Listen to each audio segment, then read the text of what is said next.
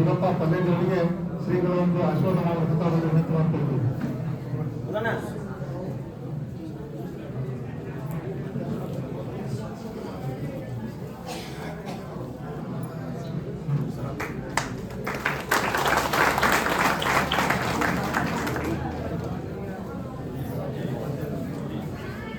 ಅದೇ ರೀತಿ ಈ ಚಿದಾನಂದ ಹೆಬ್ಬಾಳ್ ಇವರು ಕೂಡ ಶ್ರೀಗಳಿಂದ ಆಶೀರ್ವಾದ ಪಡೆಬೇಕಂತ ಅವರಿಗೆ ವಿನಂತಿ ಮಾಡ್ಕೊಳ್ತೀವಿ.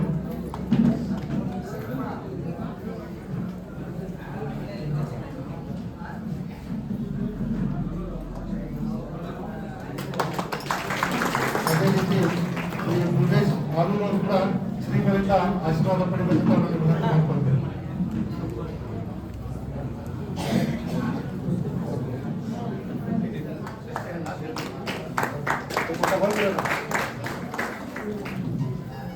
ಅದೇ ರೀತಿ ನಮ್ಮ ಭಾಗದ ಹಿರಿಯರಾದಂತಹ ಶ್ರೀ ಪ್ರಗತಿಪರ ವಿನಾಯಕರಾದಂತಹ ಶ್ರೀ ಡಿ ಪಾಟೀಲ್ ಅವರು ಶ್ರೀಗಳಿಂದ ಆಶೀರ್ವಾದ ಪಡೆಯಬೇಕಂತ ನಾವು ವಿನಂತಿ ಮಾಡ್ಕೊಳ್ತೀವಿ.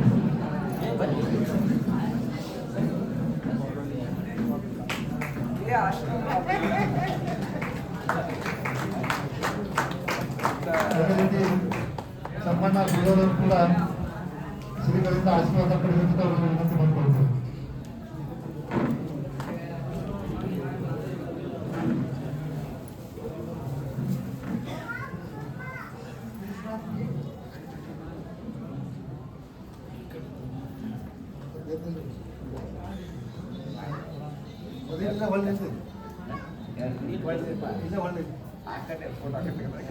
ಅದೇ ರೀತಿ ತಮ್ಮನಗೌಡ ಪಾಟೀಲ್ ಅವರು ಕೂಡ ಒಂದು ಶ್ರೀಗಳಿಂದ ಆಶೀರ್ವಾದ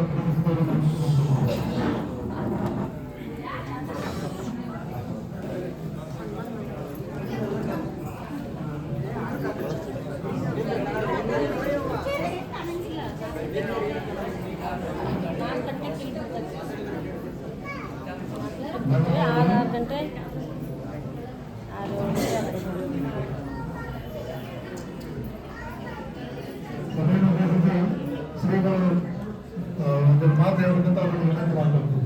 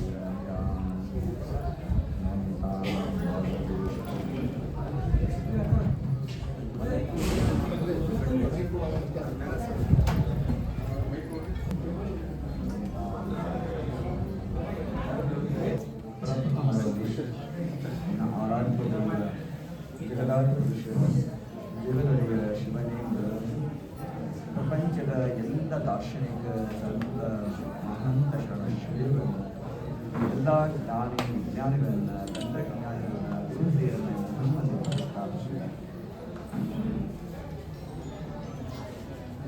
ಆರಾಧ್ಯ ಗುರುವರ್ಯರಾದಂತಹ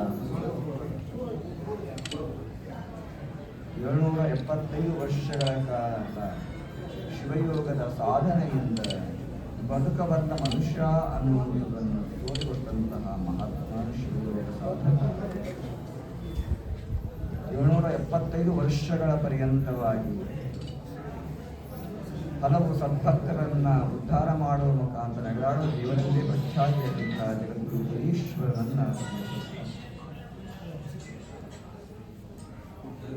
ಈ ಒಂದು ಧರ್ಮಜಾಗೃತಿ ಮಹಾಪಾದಯಾತ್ರೆ ಬಹುಶಃ ನಾನು ಕಳೆದ 5-6 ವರ್ಷಗಳಿಂದ ಮಾಡ್ತಾ ಇರುವಂಥದ್ದು.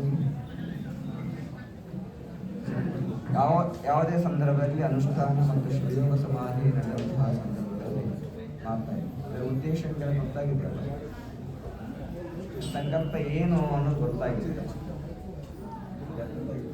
ಏನಿದೆ ನೋಡಿದ್ದೀರಾ? ದುಶ್ಚಟಗಳ ಶಿಕ್ಷೆ, ದುರ್ಗುಣಗಳು ನಾವು ದುಶ್ಚಟ ಎರಡೂ ಒಂದೇ ಸದ್ಗುಣ ಮತ್ತು ದುಶ್ಚಟ ಸದ್ಗುಣಗಳ ದೀಕ್ಷೆ ಅಂತ. ಈ ನಿಟ್ಟಿನಲ್ಲಿ ಸಂಕಲ್ಪವನ್ನು ಆರಂಭಿಸಿ ಮಹಾಪಾದಯಾತ್ರೆ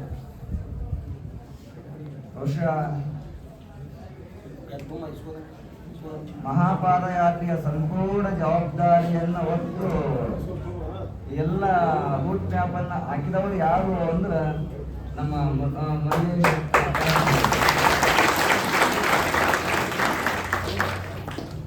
ಈ ಪೂರ್ವದಲ್ಲಿ ಸ್ಥಾನಕ್ಕೆ ಬಂದೋಗಿ ಒಂದು ಕಾರ್ಯಕ್ರಮ ಇತ್ತು.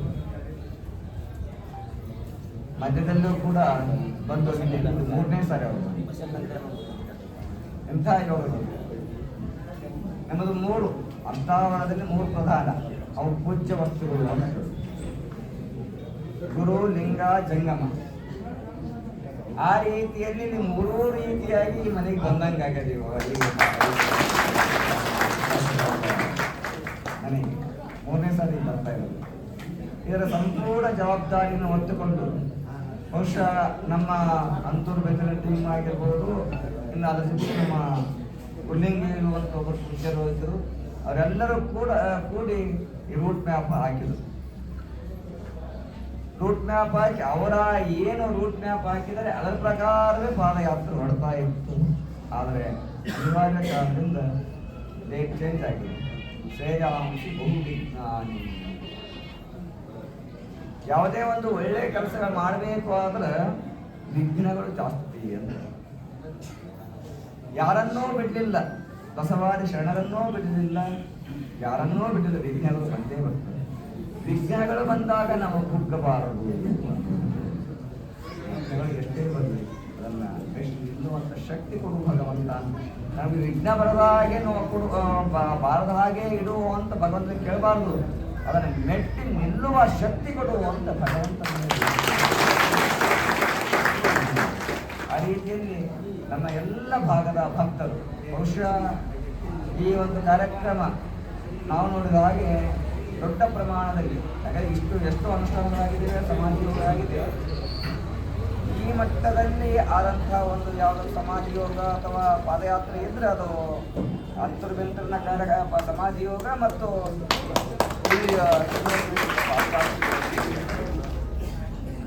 ಮಹಾಪಾದಯಾತ್ರೆಯ ಜವಾಬ್ದಾರಿ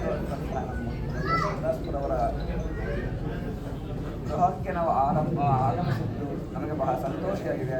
ಅವರಿಗೆ ಇನ್ನೂ ಭಗವಂತ ಹೆಚ್ಚು ಆಯುಷ್, ಆರೋಗ್ಯ, ಭಾಗ್ಯ ನೀಡಲಿ ಅಂತ ನಾವು ಭಗವಂತನಲ್ಲಿ ಪ್ರಾರ್ಥನೆಯನ್ನು ಮಾಡುತ್ತೇವೆ. ಅದರ ಜೊತೆಯಲ್ಲಿ ವಿಶೇಷ ಅಂತಂದರೆ ಪಾಟೀಲ್ ಜಿ ಡಿ ಪಾಟೀಲ್ ಅವರಿಗೆ ಕರ್ನಾಟಕ ರಾಜ್ಯ ಪ್ರಶಸ್ತಿಯನ್ನು ಕೃಷಿಯಲ್ಲಿ ಅವರು ಸಾಧನೆ ಮಾಡಿದ ಉದ್ದೇಶ. ಕೃಷಿತೋ ನಾಸ್ತಿ ದುರ್ಭಿಕ್ಷಂ ಅಂತ. ಎಲ್ಲಿ ಕೃಷಿ ಇದೆಯೋ ಅಲ್ಲಿ ದುರ್ಭಿಕ್ಷಗಳು ಇರುವುದಿಲ್ಲ ಅಂತ. ಅದಕ್ಕೆ ಉದಾಹರಣೆ ಯಾರು ಅಂದರೆ ಜಿ ಡಿ ಪಾಟೀಲ್ ಅವರು ಅನ್ನುವಂಥದ್ದು ನಮಗೆ ರಾಜ್ಯ ಪ್ರಶಸ್ತಿಯಿಂದ ಅವರಿಗೂ ಕೂಡ ಒಳ್ಳೆಯದು ಮಾಡಲಿ ಭಗವಂತ ಅಂತ ಕೇಳಿಕೊಳ್ಳುತ್ತೆ. ನೋಡುವಂತೆ ಶಂಬಣ್ಣ ಸುಳ್ಳದವರು ಆಗಿರ್ಬೋದು, ಹುಬ್ಬಳ್ಳಿ ತಾಲೂಕು ರೈತ ತಮ್ಮನಗೌಡ ಪಾಟೀಲರೇ ಮತ್ತು ಬೇರೆ ಹಿರಿಯರೇ ಹಾಗೂ ಗಣ್ಯರೇ ಮಾತನಾಡಿ ರೈತ ಸಂಘದ ಅಧ್ಯಕ್ಷರು ಕೂಡ ಬಂದಿದ್ದಾರೆ. ನಮ್ಮ ಸಂಕಲ್ಪ ಸಮಾಜ ಯೋಗ ಮಾಡುವಂಥ ಸಂದರ್ಭದಲ್ಲಿ ಮಾಡಿದ ಸಂಕಲ್ಪ ಏನಿತ್ತು ಗೊತ್ತಿದೆ ಕೇಳಿದ. ನಾವು ಹೇಳಿದ್ದೀವಿ, ರೈತರಿಗೆ ಮಳೆ ಬೆಳೆಯ ಕೊರತೆಯಾಗಬಾರದು. ಎಷ್ಟೋ ವರ್ಷಗಳಿಂದ ನಮ್ಮ ರೈತರು ಮಹದಾಯಿ ಯೋಜನೆಗಾಗಿ ಹೋರಾಟವನ್ನು ಮಾಡ್ತಾ ಬಂದಿದ್ದಾರೆ. ಆ ಮಹದಾಯಿ ಯೋಜನೆ ಬೇಗ ಜಾರಿಯಾಗಲಿ ಅನ್ನುವಂಥ ಸಂಕಲ್ಪದಲ್ಲಿ ಈ ಅನುಷ್ಠಾನ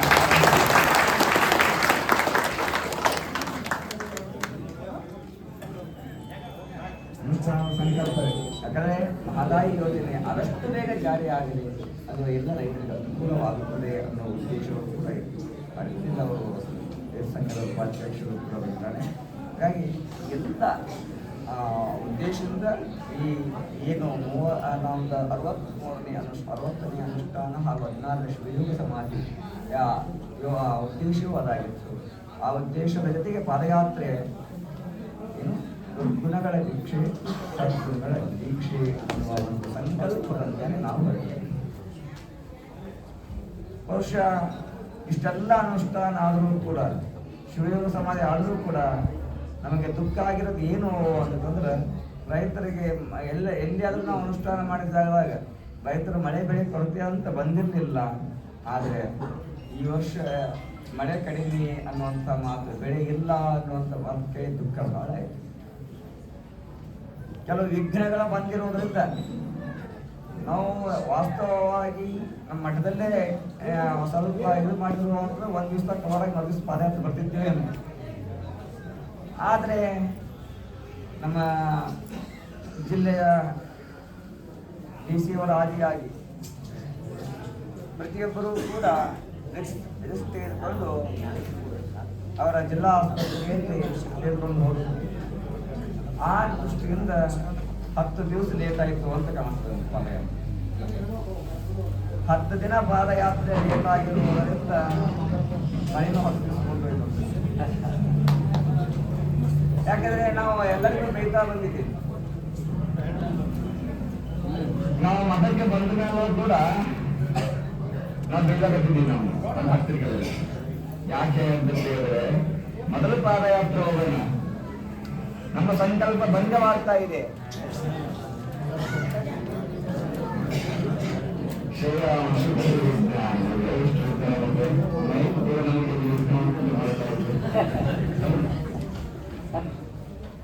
ನಮ್ಮಲ್ಲಿ ಮಾತಾಡೋದು ಕೇಳಿಸ್ತಾ ಇಲ್ಲ. ಯಾಕಂದ್ರೆ ಒಂದು ಒಳ್ಳೆಯ ಕೆಲಸವನ್ನ ಮಾಡಬೇಕಾದ್ರೆ ವಿಘ್ನಗಳು ಹಲವಾರು ಬರುತ್ತಲ್ಲ, ಆ ವಿಘ್ನಗಳನ್ನ ಮೆಟ್ಟಿ ನಿಲ್ಲುವ ಶಕ್ತಿ ಕೊಡುವಷ್ಟು ವಿಘ್ನಗಳೇ ಬರಬಾರದು ಅಂತ ಕೇಳಿ ಖಂಡಿತ ಸಾಧ್ಯವಿಲ್ಲ. ವಿಘ್ನಗಳು ಎಷ್ಟಾದರೂ ಕೊಡು, ಅವರ ಎದುರಿಸುವ ಸಾಮರ್ಥ್ಯ, ಮೆಟ್ಟಿ ನಿಲ್ಲುವ ಸಾಮರ್ಥ್ಯ ಅಂತ ಭಗವಂತನಲ್ಲಿ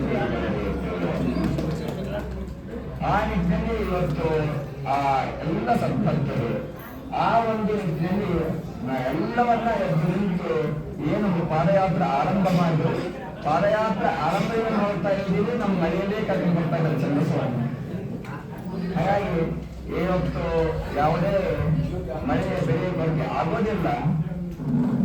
ಇನ್ನು ನಿನ್ನೆ ನಮ್ಮ ಕೋಲರೆಡ್ಡಿಯವರು ಬಂದಿರುವುದು ಇಲ್ಲದ್ರೆ ಆದಷ್ಟು ಬೇಗ ಏನು ಮಹದಾಯಿ ಯೋಜನೆ ಜಾರಿ ಆಗ್ತದೆ ಅನ್ನೋ ಮಾತನ್ನು ಯಾರೋ ಸೆಂಟ್ರಲ್ ಮಿನಿಸ್ಟರ್ ಮಾತಾಡಿದ್ದೇನೆ, ನಾನು ಆಗುತ್ತೆ ಅನ್ನೋ ಮಾತನ್ನು ನಿನ್ನೆ ಕೋಲರೆಡ್ಡಿ ಅವರು ಬಂದು ನಮ್ಮ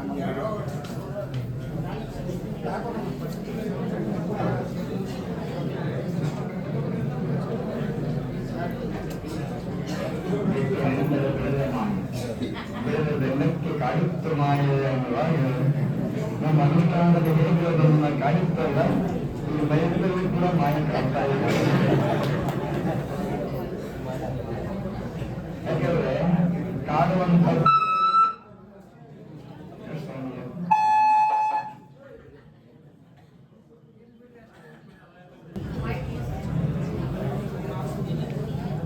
ಆಗ ಮಾಯೆ ಇರೋದೇ ಖಂಡಿತ ಅಲ್ಲ.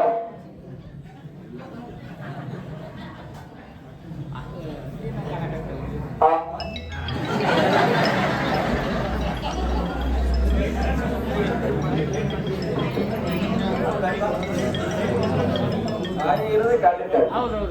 ಅವಳನ್ನ ಮೆಟ್ಟಿ ನಿಲ್ಲಬೇಕಾದ್ರೆ ನಮ್ಮ ಕರ್ತವ್ಯ ಅಲ್ಲ. ಯಾವುದೇ ಮಾಯೆ ಬಂದರೂ ಕೂಡ ಮಾಯೆಗೆ ಭಯಪಡಬಾರದು, ಮಾಯೆಯನ್ನ ಮೆಟ್ಟಿ ನಿಲ್ತೀನಿ ಅನ್ನುವಂಥ ಸಂಕಲ್ಪ ಬರಬೇಕು. ಈಗ ದುಷ್ಟಶಕ್ತಿಗಳು ಹಲವಾರು ಇರ್ತವೆ. ದುಷ್ಟಶಕ್ತಿಗಳು ಏನ್ ಮಾಡ್ಬೇಕು ಮಾಡ್ತಾ ಇರ್ತವೆ. ಆ ದುಷ್ಟಶಕ್ತಿಯನ್ನ ಮೆಟ್ಟಿ ನಿಲ್ಲುವ ಶಕ್ತಿಯನ್ನು ಕೊಡುವಂತ ಭಗವಂತನಿಗೆ ಹೇಳಿಕೊಳ್ಳುವುದಕ್ಕೆ ಹೊತ್ತು ನನಗೆ ಯಾವ ದುಷ್ಟಶಕ್ತಿಗಳು ಬರಬಾರದು ಅಂತ ಕೇಳಬಾರದು. ಅವು ಯಾವುದು ಬಂದರೂ ಕೂಡ ಮೆಟ್ಟಿ ನಿಲ್ಲುವಂತ ಶಕ್ತಿಯನ್ನ ಭಗವಂತ ಕೊಟ್ಟು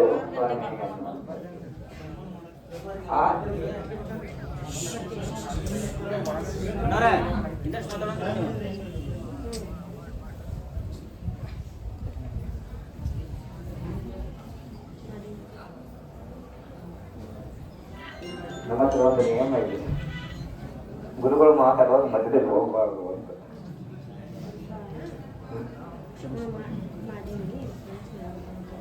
ಯಾಕಂದ್ರೆ ಒಂದು ಇಲ್ಲ ಅಂದ್ರೆ ಅಲ್ಲಿಗೆ ನಿಲ್ಲಿಸ್ಬೇಕು ಅಂತ ಮಾತು. ಒಂದು ಶಾಸ್ತ್ರ ನಿಯಮ, ಗುರಿಗಳ ಮಧ್ಯೆ ಹೋಗ್ಬಾರ್ದು. ದಂಪತಿಗಳು ಏಕಾಂತ ಅದು ನೋಡಬಾರ್ದು, ಅದು ಕೂಡ ಇದು ಮಾಡಬಾರ್ದು ಅಂತ. ಗುರು ಶಿಷ್ಯರ ಮಧ್ಯೆ ಪ್ರವಚನಾದರೆ ನಡೆಯುವಂತಹ ಸಂದರ್ಭದಲ್ಲಿ ಮಧ್ಯದಲ್ಲಿ ಬರಬಾರ್ದು ಅಂತ. ಇವೆಲ್ಲವೂ ಕೂಡ ಒಳ್ಳೆಯದಲ್ಲ ಅನ್ನುವ ಮಾತು. ಆ ನಿಟ್ಟಿನಲ್ಲಿ ಈ ಮಾಯೆಯ ಕಾಟ ಎಲ್ಲ ಕಡೆ ಇದ್ದಂತೆ ಎಲ್ಲವನ್ನ ಮೆಟ್ಟಗಿತ್ತು. ಇವತ್ತು ಏನು ನಮ್ಮ ಎಲ್ಲ ಭಕ್ತರು ಪಾದಯಾತ್ರೆ ಆರಂಭ ಮಾಡಿದರು, ಅವರೆಲ್ಲರ ಅಪೇಕ್ಷೆ ಇತ್ತು, ಅದರ ನೀವು ರೆಸ್ಟ್ ಮಾಡ್ರಿ. ಪಾದಯಾತ್ರೆ ಯಾವತ್ತೂ ಹೋಗೋದಿಲ್ಲ, ಪಾದಯಾತ್ರೆ ಇಲ್ಲೂ ರೆಸ್ಟ್ ಮಾಡ್ರಿ. ನಿಮ್ಗೆ ನಡೆಯೋಕ್ಕಾಗೋದಿಲ್ಲ, ಇಲ್ಲಿದಲ್ಲಿ ಗದ್ದಿಗೆ ಹೋಗೋಕ್ಕಾಗೋದಿಲ್ಲ, ನೀವು ಹೇಗೆ ಪಾದಯಾತ್ರೆ ಮಾಡ್ತೀರಿ ಅನ್ನುವಂಥದ್ದು ಬಹಳ ಜನ ಭಕ್ತರ ಅಭಿಪ್ರಾಯ ಇತ್ತು. ಈಗಾಗಲೇ ಎಷ್ಟು ಕಿಲೋಮೀಟರ್ ನಾವು ಬಂದಿದ್ದೀವಿ ಇಲ್ಲ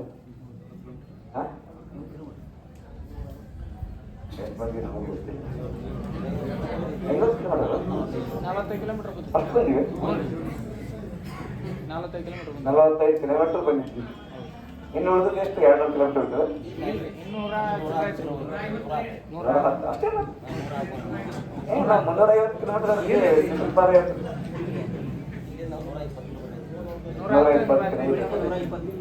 ಕಿಲೋಮೀಟರ್ ಅಷ್ಟು ಪಾದಯಾತ್ರೆ ಮಾಡೋದು. ಯಾಕಂದ್ರೆ ಸಹಜ, ಒಂದು ಒಳ್ಳೆಯ ಕಾರ್ಯವನ್ನ ಮಾಡುವ ಸಂದರ್ಭದಲ್ಲಿ ವಿಘ್ನಗಳು ಬರುವುದು ಕಾಮನ್. ವಿಘ್ನಗಳು ಬರಬಾರದು ಅಂತಂದ್ರೆ ಯಾರು? ಯಾಕಂದ್ರೆ ಇವತ್ತು ನಾವು ಹೋಗ್ತಾ ಇರುವಂತಹದ್ದು ಪಾದಯಾತ್ರೆ ಎಲ್ಲಿಗೆ ಅಂದ್ರೆ ಚನ್ನಬಸವನ, ಉಳಿವಿಯ ಚನ್ನಬಸವಣ್ಣ. ಯಾಕೆ ಉಳಿವಿಯ ಚನ್ನಬಸವಣ್ಣ ಏನೆಲ್ಲ ಅನುಭವಿಸಿದ್ರು, ಹನ್ನೆರಡನೇ ಶತಮಾನ ಜನರಿಗೆ ಕತೆ ಗೊತ್ತಿದೆ, ಅದನ್ನು ಹೇಳೋದಿಲ್ಲ. ಆ ನಿಟ್ಟಿನಲ್ಲಿ ಈ ಪಾದಯಾತ್ರೆ ಏನು ಉದ್ದೇಶ? ದುರ್ಗುಣಗಳ ದೀಕ್ಷೆ, ಸದ್ಗುಣಗಳ ದೀಕ್ಷೆ ಅಂತ ನಮ್ಮ ಸಂಕಲ್ಪ ಅಲ್ಲ. ಹಾಗಾಗಿ ಯಾರೇ ಇರಬಹುದು, ನಮ್ಗೆ ಸಾರ್ಥಕ, ನಾವು ಪಾದಯಾತ್ರೆಯ ಸಾರ್ಥಕವಾಗಿದೆ ಅಂತಂದ್ರೆ ಪಾದಯಾತ್ರೆಯಲ್ಲಿ ಬಂದಂತಹ ಕೆಲವು ಊರುಗಳು ನಾವಿದನ್ನು ಬಿಟ್ಟಿದ್ದೀವಿ ಅಂದ್ರೆ. ಕಳೆದ ದಸರಾದಲ್ಲಿ ನಾವು ಅನುಷ್ಠಾನ ಮಾಡುವಾಗ ನಮ್ಮ ಎಕ್ರೇಶ್ಪುರ ಮುರುಗೇಶಪ್ಪನವರು ಅವ್ರಿಗೆಲ್ಲ ಫೋನ್ ಮಾಡಿ ಅವ್ರಿಗೆ ಬರ್ಲಕ್ಕೆ ಹೇಳಿದ್ರು. ಬಹುಶಃ ಅಲ್ಲಿ ಪಾದಯಾತ್ರೆ ಇದೇ ಉದ್ದೇಶನ ಪಾದಯಾತ್ರೆ ಮಾಡಿದವರು. ನಿಮಗೊಂದು ವಿಷಯ ಹೇಳ್ತೀವಿ, ನಮ್ಮ ಹತ್ರ ಎಷ್ಟು ಭೇದ ಭಾವ ಇದೆ ಅಂತಂದ್ರೆ, ಒಂದು ಊರಿದೆ ಕುಂದನೂರು ಅಥವಾ ಕುನ್ನೂರು ಅಂತ ಕರೀತಾರೆ. ಆ ಊರಲ್ಲಿ ಬರೀ ಮುಸ್ಲಿಮ್ಸ್ ಇದ್ದಾರೆ ಅನ್ನುವ ದೃಷ್ಟಿಯಿಂದ ಬೇರೆ ರೂಟ್ ಹಾಕಿದ್ರು ಪಾದಯಾತ್ರೆ ಮಾಡುವಂಥದ್ದು. ಮುಸ್ಲಿಮ್ಸ್ ಇದ್ದಾರೆ ಅನ್ನುವ ದೃಷ್ಟಿಯಿಂದ ಪಾದಯಾತ್ರೆ ಮಾಡ್ಲಿಕ್ಕೆ ರೂಟ್ ಬೇರೆ ಹಾಕಿದ್ರು.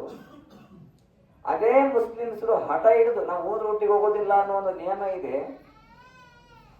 ಹೋದ ರೂಟಿಗೆ ಹೋಗೋದಿಲ್ಲ ಅನ್ನೋ ಒಂದು ನಿಯಮ ಇದೆ. ಆ ರೂಟನ್ನು ಆಗಿಂದಾಗ ಬೇರೆ ಅವರು ರಸ್ತೆಯನ್ನ ಮಾಡಿ ಅವತ್ತಿಂದ ಅವತ್ತು ಅವರು ಎಲ್ಲ ವ್ಯವಸ್ಥೆಯನ್ನು ಮಾಡಿದ್ರು. ಯಾರು ಮಾಡೋದು? ಮುಸ್ಲಿಮ್ಸ್ ಜನಾಂಗ.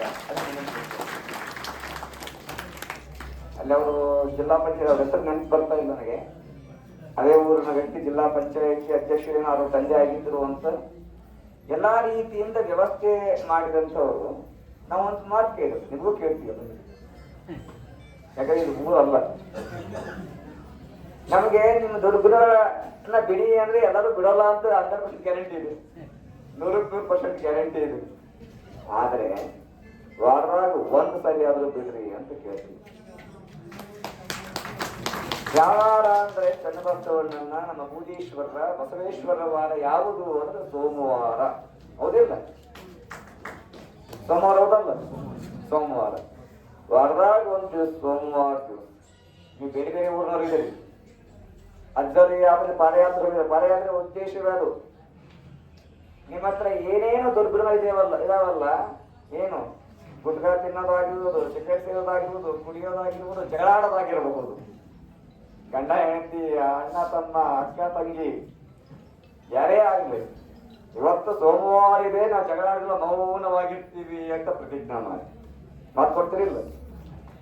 ಇವತ್ತು ಸೋಮವಾರ ಇದೆ, ನಮ್ಮ ಅಂತರು ಬಂದಿದ್ದೇನೆ, ಅವಾಗೆ ನಾವು ಪುರಪ್ರವೇಶ ಮಾಡೋದು ಕೇಳ್ತೀವಿ. ಪುರಪ್ರವೇಶ ಮಾಡಿ 12 ವರ್ಷ ಆಯ್ತು. ಇವತ್ತಿನ ಬಹಳಷ್ಟು ಜನ ಮಂತ್ರಿ ಬಂದಿರೋರು ಮಾಡೋದಿಲ್ಲ. ಈ ರೀತಿ ಮಾಡಿದಾಗ ಅವರು ವಾರದಾಗ 1 ದಿವಸ ಮಾಡ್ತಾ ಮಾಡ್ತಾ ಹೋಗಿ 2 ದಿವಸ ಆಗಿದೆ, 3 ದಿವಸ ಆಗಿದೆ, 4 ದಿವಸ ಆಗಿದೆ. ಮನಸ್ಸು ಪರಿವರ್ತಿತವಾಗಿ ಸಂಪೂರ್ಣ ಬಿಟ್ಟರು ಅಂತಂದ್ರೆ ಅವತ್ತು ನಿಜವಾಗಿ ನಮಗೆ ಸಾರ್ಥಕವಾಗುತ್ತದೆ, ನನ್ನ ಪಾದಯಾತ್ರೆ ಮಾಡಬೇಕು ಸಾರ್ಥಕವಾಗಿದೆ ಮೊದಲು ಕೇಳೋದು. ಈ ನಿಟ್ಟಿನಲ್ಲಿ ಆ ಊರಿಗೆ ಹೋದಾಗ ಕೇಳಿದ್ವಿ ನಾವು, ಅವ್ರು ಮಾತಾಡಲಿಲ್ಲ. ಎಲ್ಲರೂ ಮುಸ್ಲಿಮ್ಸ್ ಬರೋದು, ಅಪರ ಪ್ರಯತ್ನ ಮಾಡ್ತೀವಿ ನಾವು ಅಂದ್ರು. ಈಗ ಒಂದು 3 ತಿಂಗಳ ಕೆಳಗೆ ಕೇಳಿದಾಗ ಏನಾದ್ರು ಅಪರ 85% ಜನ ಮುಸ್ಲಿಮ್ಸ್ ಮಾಂಸದ ಅಂಗಡಿಗೆ ಬಂದ, ಇನ್ನೂ 65% ಉಳಿದ್ರೆ ನಮ್ಮ ಊರಾಗ ಅಂತ ಹೇಳಿದ್ರು. 3 ತಿಂಗಳಿಂದ ಈಗೇನು 100% ಆಗಿದೆ ಗೊತ್ತಿಲ್ಲ. 85% ಜನ ಮಾಂಸದ ಅಂಗಡಿಯನ್ನ ಯಾರು ಮಾಂಸವನ್ನ ಸೇವನೆ ಮಾಡಿ ಹೋಟೆಲ್ ಬಂದ್ ಮಾಡಿದ್ದಾರೆ, ಕುಡಿಯೋದಿಲ್ಲ ಅಂತ. ಯಾರು ಮುಸ್ಲಿಮ್ಸ್ ಜನಾಂಗ, ನಾವು ಹಿಂದೂಗಳು ಅಂತ ಅಲ್ಲ, ಅದೇ ಜನಾಂಗ ಇರುವಂತ ಊರು. ಯಾರು ಅವತ್ತು ಮಾತು ಕೊಟ್ಟಿಲ್ಲ ಅವರು. ಈ ಅನುಷ್ಠಾನಕ್ಕೆ ಕೂರುವಂತ ಪೂರ್ವದಲ್ಲಿ 3 ತಿಂಗಳ ಪೂರ್ವದಲ್ಲಿ ಅವ್ರು ಹೇಳಂತ ಮಾತು ನಮ್ಮ ಹತ್ರ ಇವತ್ತಿಗೆ 85% ಬರೋದ್ರೆ ಇನ್ನು 100% ಸ್ವಲ್ಪ ಟೈಮ್ ಬೇಕು ಅಂತ ಕೇಳ್ಕೊಂಡಿದ್ದಾರೆ. ಅರ್ಥ ಆಯ್ತಾ ನಿಮಗೆ? ಅವ್ರು ಕೇಳ್ಕೊಂಡವರು ಯಾವ ರೂಟ್ ಮ್ಯಾಪ್ ಅನ್ನ ಚೇಂಜ್ ಮಾಡಿದಂತ ಸಂದರ್ಭದಲ್ಲಿ. ಹಾಗಾಗಿ ನಾವು ನಿಮಗೆಲ್ಲರಿಗೂ ಕೇಳೋದು ಅಷ್ಟೇ, ಪ್ರತಿಜ್ಞೆ ಮಾಡ್ತಾರೆ ಎಲ್ಲರೂ. ವಾರದಾಗ 1 ದಿವಸ ಮೊದಲು ಮಾಡಿ, ಆಮೇಲೆ 2ನೇ ವಾರ ತಗೊಳ್ಳಿ, ಅದಾಯ್ತು. ಆಮೇಲೆ ಸಂಪೂರ್ಣ ಬಿಡ್ಲಕ್ಕೆ ಪ್ರಯತ್ನ ಪಟ್ಟಾಗ ಅವತ್ತು ನಮ್ಮ ಜೀವನ ಸಾರ್ಥಕವಾಗುತ್ತದೆ ಅನ್ನೋ ಮಾತನ್ನು ಕೊಡುವಾಗ. ಯಾಕಂದ್ರೆ 12ನೇ ಶತಮಾನದ ಶರಣರ ಉದ್ದೇಶವು ಅದೇ ಆಗಿತ್ತು. 12ನೇ ಶತಮಾನದ ಶರಣರ ಉದ್ದೇಶವು ಅದೇ ಆಗಿತ್ತು. ನಮ್ಮ ಉದ್ದೇಶವು ಕೂಡ ಅದೇ ಉದ್ದೇಶದಿಂದ ಇವತ್ತು ನಾವು ಪಾದಯಾತ್ರೆಯನ್ನ ಹಮ್ಮಿಕೊಂಡಿದ್ದೇವೆ. ಯಾಕಂದ್ರೆ ಆ ಪಾದಯಾತ್ರೆಯ ಸಂಪೂರ್ಣ ಜವಾಬ್ದಾರಿಯನ್ನ ಒಟ್ಟವರು ಯಾರಾದ್ರೂ ಇದೆ, ಅದು ನಮ್ಮ ಮುರುಗೇಶ್ವರ ಸಕಲೇಶ್ವರ ಅವರು ಅನ್ನೋ ಮಾತನ್ನ. ಯಾಕಂದ್ರೆ ಅವರಿಗೆ ಬಹುಶಃ ಅವ್ರಿಗೆ ಕೆಳಗೆ ಕೂತ್ಕೊಳ್ಳಕ್ ಆಗೋದಿಲ್ಲ, ಆದರೂ ಕೂಡ ಅವರು ಇದನ್ನ ಹೊತ್ತು ಬಹಳ ಶ್ರದ್ಧೆಯಿಂದ ಅವರು ಮಾಡಿದ್ದಾರೆ. ಆದ್ರೆ ವಿಘ್ನಗಳು ಬಂದು ನಾವು, ಯಾಕಂದ್ರೆ ಎಲ್ಲರೂ ಯಾರಿಗೂ ವಿಘ್ನಗಳು ಬಿಡೋದಿಲ್ಲ. ಇಂದು ನಮ್ಮ ಭೋಗೇಶ್ವರ ಅಚ್ಚರಿಗೂ ಕೂಡ ವಿಘ್ನಗಳು ಬಂದಿದ್ದು, ಅವ್ರು ಏನೇನು ಆಗಿದ್ದರು ಅನ್ನುವಂಥದ್ದು ಸಾಕಷ್ಟು ಹೇಳ್ತಾ ಕೂತ್ರೆ ಸಮಯ ಆಗೋದಿಲ್ಲ. ಆದ್ರೆ ವಿಜ್ಞಾನಗಳು ಬರ್ತವ. ಗುರುವಿನ ಆಶೀರ್ವಾದ ಇದ್ರೆ, ಸಂಕಲ್ಪ ಬಲ ಇದ್ರೆ ಎಲ್ಲ ವಿಘ್ನಗಳನ್ನ ಮೆಟ್ಟಿ ನಿಲ್ಲಬಹುದು ಅನ್ನೋ ಮಾತನ್ನು ಹೇಳ್ತಾ ಇದ್ದೀವಿ.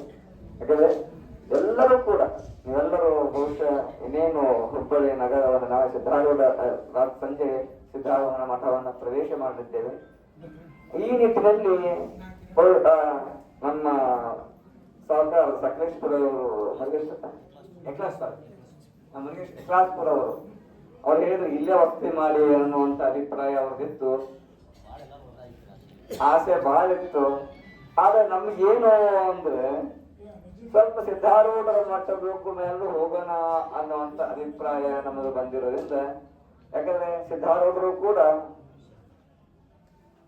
ನಿಮಗೆ ಗೊತ್ತಿದೆ, ಯಾಕಂದ್ರೆ ಈ ಭಾಗದಲ್ಲಿ ಸಿದ್ಧಾರೂಢರ ಬಗ್ಗೆ ಹೇಳಿದ್ರೆ ಯಾಕಂದ್ರೆ ನನಗೆ ಅಷ್ಟು ಗೊತ್ತಿರೋ, ಅದಕ್ಕಿಂತ ಹೆಚ್ಚು ತಿಳ್ಕೊಂಡಿರ್ತೀವಿ. ನಿಮಗೆಲ್ಲ ಗೊತ್ತಿರೋದು ಅವರು 21 ದಿನಗಳ ಪರ್ಯಂತ ಶಿವಯೋಗ ಸಮಾಧಿಯನ್ನ ಮಾಡಿದರು ಅನ್ನುವಂಥದ್ದು ಗೊತ್ತಿರೋದು. 21 ದಿನಗಳ ಪರ್ಯಂತ ಯಾವ ಸಂದರ್ಭದಲ್ಲಿ ಅಂದ್ರೆ ಅವರಿಗೆ ವಿಷಪ್ರಾಶನ ಮಾಡಿರುತ್ತಾರೆ. ಇದೇ ಹುಬ್ಬಳ್ಳಿಯ ಇವತ್ತೇನು ಸಿದ್ಧಾರೂಢ ಮಠ ಇದೆ, ವಿಷಪ್ರಾಶನ ಮಾಡಿರುತ್ತಾರೆ. ಅಂತಹ ಸಂದರ್ಭದಲ್ಲಿ ವಿಷಪ್ರಾಶನ ಮಾಡಿದ್ದಾರೆ ಅಂತ ಎಲ್ಲ ಜನ ಹೆಣ್ಣುಮಗಳಿಗೆ ಹೊಡಿಲಿಕ್ಕೆ ಹೋಗುವಂತಹ ಸಂದರ್ಭದಲ್ಲಿ ನೀವೇನೋ ಮಾಡ್ಲಕ್ಕೆ ಹೋಗ್ಬೇಡಿ, ನಾನು ಒಳಗಿರ್ತೀನಿ ಅಂತ 21 ದಿವಸ ಭಾಗವಾಯಿತು. ಅವರು ಹೊರಗೆ ಬರ್ಲಿಲ್ಲ. 21 ದಿವಸ ಆದ್ಮೇಲೆ ಜೀವಂತವಾಗಿ ಹೊರಗೆ ಬಂದರು. ಯಾರು? ಸಿದ್ಧಾರೂಢರು. ಶಿವಯೋಗದ ಸಾಧನೆ ಅಂದ್ರೆ ಅದು ವಿಷವನ್ನೂ ಕೂಡ ಅಮೃತವನ್ನಾಗಿ ಮಾಡುವ ಶಕ್ತಿ ಯಾವುದೇ ಅದು ಶಿವಯೋಗದ ಸಾಧನೆ ಇದೆ. ಆದ್ರೂ ಕೆಲವು ಸಂದರ್ಭದಲ್ಲಿ ಆತರ ಪಟ್ಟು ಇದಾಗುವಂಥದ್ದು ಭಯ ಪಟ್ಟಿದ್ದಾರೆ ನಮ್ಮ ಭಕ್ತರು. ಅದನ್ನ ನಡೆಯಕ್ಕಾಗಬಹುದೇ ಇಲ್ಲ ಅನ್ನುವಂಥದ್ದು ಇವರೇ ಬಗ್ಗೆ ನಮ್ಮ ಕ್ರಿಸ್ತರವರು ಅವರು ಬಂದಿದ್ದರು. ಅದರ ಒಂದು ರೆಸ್ಟ್ ಎನ್ನುವ ಮಾತು ಸರಿಯಿಲ್ಲ. ಎಲ್ಲಿವರೆಗೂ ಚನ್ನಬಸವನಿಗೆ ಮುಟ್ಟುವುದಿಲ್ಲ ಅಲ್ಲಿವರೆಗೂ ಮಾಡೋಕ್ಕೆ ಶಿಷ್ಟ ಆಗೋದಿಲ್ಲ ಅನ್ನುವಂಥ ನೇರವಾಗಿ ಹೇಳಿದ. ನೀವು ಯಾರು ಎಷ್ಟೇ ಟ್ರೀಟ್ಮೆಂಟ್ ಕೊಡಿ, ಯಾವ ಟ್ರೀಟ್ಮೆಂಟು ನಮಗೆ ಆಗೋದಿಲ್ಲ. ಯಾಕಂದ್ರೆ ನಮ್ಮ ಸಂಕಲ್ಪ ಭಂಗವಾಗಿದೆ. ಆ ಸಂಕಲ್ಪ ಭಂಗವಾಗಿದೆ, ಇನ್ನು ರೋಗ ಹೆಚ್ಚಾಗೋದು ಅಂತ ಕಡಿಮೆ ಆಗೋದಿಲ್ಲ ಅನ್ನೋ ಮಾತನ್ನು ನಾವು ಹೇಳ್ತಾ ಇದ್ದೀವಿ. ಸಂಕಲ್ಪ ಭಂಗವಾಗಿದೆ ಯಾಕಂದ್ರೆ ನಮ್ಮ ನೇಮ ಇದೆ, ರೂಟಿಗೆ ಹೋಗೋದಿಲ್ಲ ಅನ್ನುವಂಥದ್ದು. ಮೊನ್ನೆ ಅವರಿಗೆ ನಮ್ಮ ಪದಯಾತ್ರೆಗಳು ಮತ್ತೆ ನಾವು ಅಂತರ್ಗತದಲ್ಲಿ ರೂಟ್ ಚೇಂಜ್ ಮಾಡಿದ್ವಿ ನಾವು ಕೆರೆ ಮೇಲೆ ಬಂದು. ಯಾಕಂದ್ರೆ ಅವ್ರು ನಮ್ಮನ್ನ ಹಾಸ್ಪಿಟಲ್ ಆ ರೂಟ್ ಕರ್ಕೊಂಡು ಹೋದ್ರಲ್ಲ. ನಮ್ಮ ನೇಮ ಇದೆ, ಒಂದು ಸಾರಿ ಮುಂದೋದ್ರೆ ಎಂತ ಬರುವುದಿಲ್ಲ. ಎಲ್ಲಿ ಒಳ್ಳೆ ಒಳ್ಳೆ ಚನ್ನಬಸವನ ಮುಟ್ಟುವವರೆಗೂ ಕೂಡ ಆ ನಿಯಮ ಯಾವುದೇ ಪಾದಯಾತ್ರೆ ಆಗಲಿ. ಬಹುಶಃ ಇದೇ ಪಾದಯಾತ್ರೆ ನಮ್ಗೆ ಎಷ್ಟು ವಿಘ್ನ ಬಂದಿದೆ ಅಂತಲ್ಲ, ಶ್ರೀಶೈಲ ಪಾದಯಾತ್ರೆ ಮಾಡುವ ಸಂದರ್ಭದಲ್ಲೂ ಕೂಡ ಒಂದು ಹೆಜ್ಜೆಯೂ ಮುಂದಿಡ್ಲಿಕ್ಕೆ ಆಗ್ತಿರ್ಲಿಲ್ಲ. ಅದನ್ನ ನಮ್ಮ ಇಂದು ತೆಲಂಗಾಣದ ಕೆಲವರು ಬಂದವರು, ನಮ್ಗೆ ಆ ವಿಷಯ ಅವ್ರಿಗೆ ಗೊತ್ತೆ, ಆದ್ರೆ ಒಂದು ಭಾಷೆ ಕಂಡ ಬರಲ್ಲ. ಆ ರೀತಿ ಯಾವುದೇ ಕೆಲಸ ಮಾಡಬೇಕಾದ್ರೆ ವಿಘ್ನಗಳು ಬರುವುದು ಸಾಮಾನ್ಯ. ಆ ವಿಘ್ನಗಳನ್ನ ಮೆಟ್ಟಿ ನಿಲ್ಲುವ ಶಕ್ತಿಯು ಕೇಳಬೇಕೆ ಹೊರತು ವಿಘ್ನಗಳು ಬರಬಾರದು, ವಿಘ್ನಗಳು ಬರಬಾರದು ಅಂತ ಭಗವಂತನಿಗೆ ಕೇಳಬಾರದು ನಾವು ಯಾವತ್ತು. ಅರ್ಥ ಆಯ್ತಾ? ಅವರನ್ನ ಮೆಟ್ಟಿ ನಿಲ್ಲುವಂತ ಶಕ್ತಿ ಕೊಡುವಂತ ಭಗವಂತನನ್ನು ಕೇಳಬೇಕು. ಹಾಗಾಗಿ ಇವತ್ತು ಎಲ್ಲ ರೈತ ಬಾಂಧವರಿಗೆ, ಯಾಕಂದ್ರೆ ನಮ್ಮ ಪಾಟೀಲ್ರಿಗೆ ಎಲ್ಲಾ ರೀತಿಯ ರಾಜ್ಯ ಪ್ರಶಸ್ತಿ ಮತ್ತು ರಾಷ್ಟ್ರ ಪ್ರಶಸ್ತಿ ಬಂದು ರಾಜ್ಯ ಪ್ರಶಸ್ತಿ ಕರ್ನಾಟಕ ಸರ್ಕಾರದಿಂದ ಅವರು ಏನು ಕೊಡ್ತಾರೆ, ಪ್ರಗತಿಪರ ರೈತರು ಅನ್ನುವಂಥದ್ದು ಹೇಳ್ತಾ ಇದ್ರು. ನಮ್ಮ ತೋಟದಲ್ಲಿ ಬರೆಯುತ್ತೆ ಎಲ್ಲ ರೀತಿಯ ಹಣ್ಣುಗಳಿದ್ದಾವೆ, ನಮ್ಮ ತೋಟಕ್ಕೆ ಬಂದು ಫಲ ಹಾಕಿ ಅನ್ನುವಂಥ ಮಾತನ್ನ ಅವರು ಕೇಳ್ಕೊಂಡ್ರು. ಬಹಳ ಸಂತೋಷ. ಯಾಕಂದ್ರೆ ನಾವು ಹೆಚ್ಚು ಆಯುರ್ವೇದ ಔಷಧಗಳಿಗೆ ಜಾಸ್ತಿ ನಾವು ಒತ್ತು ಕೊಡ್ತೀವಿ. ಹಾಗಂತ ಪಾಪ ನಮ್ಮ ಗದಗ ಜಿಲ್ಲೆಯ ಹಾಸ್ಪಿಟ್ಲ್ ಅವರು ಬಹುಶಃ ಅವರ ಸೇವೆ ಬಹಳ ದೊಡ್ಡದಿದೆ.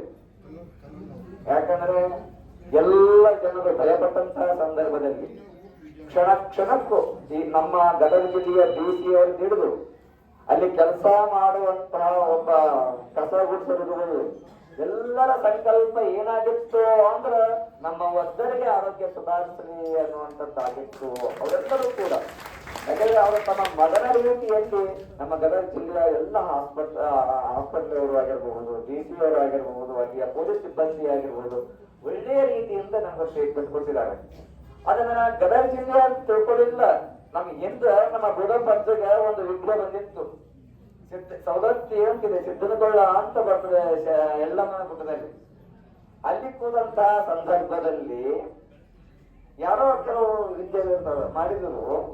ಅವಾಗ ಒಡ್ಡರು ಎಡ್ರಾಮಿ ಅಂತ ಊರಿನಲ್ಲಿ ಆ ಎಡ್ರಾಮಿಯ ಒಡ್ಡರು ಈ ಅವ್ರ ಕಲ್ಲು ಹೊಡೆಯಕ್ಕೆ ಹೋಗಿರ್ತಾರ. ಒಳಗಿಂದ ಶಬ್ದ ಬರ್ತಾ ಇದೆ, ನಮ ಶಿವಾಯ ಅನ್ನುವಂಥದ್ದು, ಓಂ ಅನ್ನೋ ಆ ಶಬ್ದ ಬಂದಕ್ಕೆ ಏನೋ ಸೌಂಡ್ ಬರ್ತಾ ಇದೆ ಅಂತ ಒಳಗೆ ನೋಡ್ತಾರೆ. ಒಳಗೆ ಶಿವಯೋಗ ಸಿದ್ಧಿ ಪುರುಷ ದುರೀಶ್ವರ ಯುದ್ಧ ನೋಡ್ತಾರೆ, ಆದ್ರೆ ಮಾತನಾಡ್ತಾ ಇಲ್ಲ. ದೇಹದ ಎಲ್ಲ ಅಂಗಾಂಗಗಳು ವಿಫಲವಾದ ಕಾಣ್ತಾ ಇದೆ. ಅವಾಗ ಆ ಒಡ್ಡರು ಎಡ್ರಾಮಿ ಅಂತ ಅಲ್ಲಿ ಬರ್ತದ, ಅಲ್ಲಿಗೆ ತೆಗೆದುಕೊಂಡು ಹೋಗ್ತಾರೆ.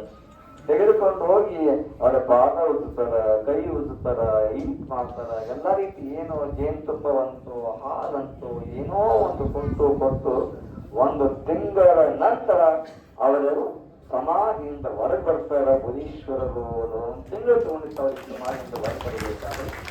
ಸೇವಾ ಮಾಡಿದವರು ಯಾರು ಅಂದ್ರೆ ಒಡ್ಡರು ಅನ್ನುವಂಥದ್ದು, ಎಡ್ರಾಮಿಯ ಒಡ್ಡರು. ಅದಕ್ಕಾಗಿ ಗುರುವಾದ ಜಾತಿ ನೂಚು ಸಾಧಕಿ ಪೂಜ ಲೀಜಿಯೇ ಜ್ಞಾನ